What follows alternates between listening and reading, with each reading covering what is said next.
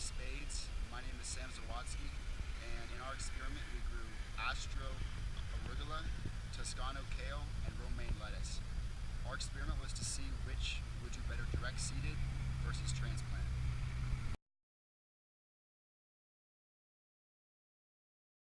Hello, I'm SImpson. So our plot size was 15 by 30. We made kind of raised beds.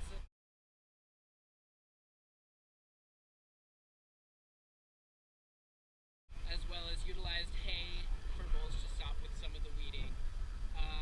We found out that the hay didn't work very well as far as the weeds and may have actually prevented some of the growth of the direct seeded plants. The varieties we chose were based off of the season, time of year, as well as varieties that we thought we'd like to eat. The density of the plants were decided by calculating what the average canopy size of a fully mature variety was, and with that we figured out how many plants to plant. Clovers, they have a lot of tubes in the root system. So it is the reason why we couldn't get a very clean after weeding. My name is Erin Werdenberg. Right now I'm looking at our kale that was transplanted versus our kale that was direct seeded. As you can see, we only had about 5 survivors from our direct seeds or 25 of our transplants.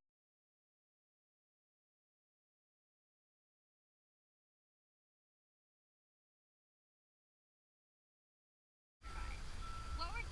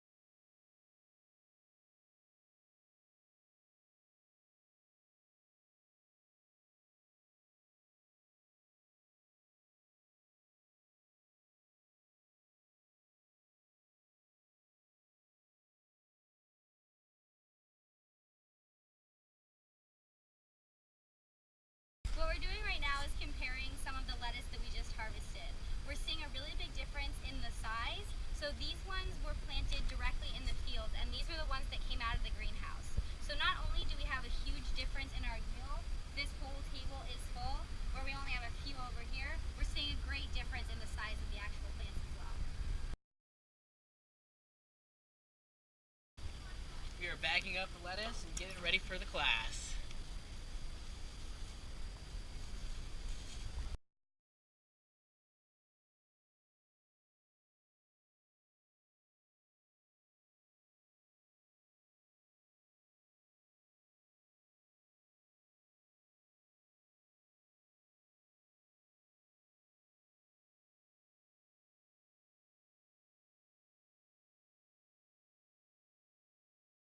For future studies, there's a couple things that we would recommend.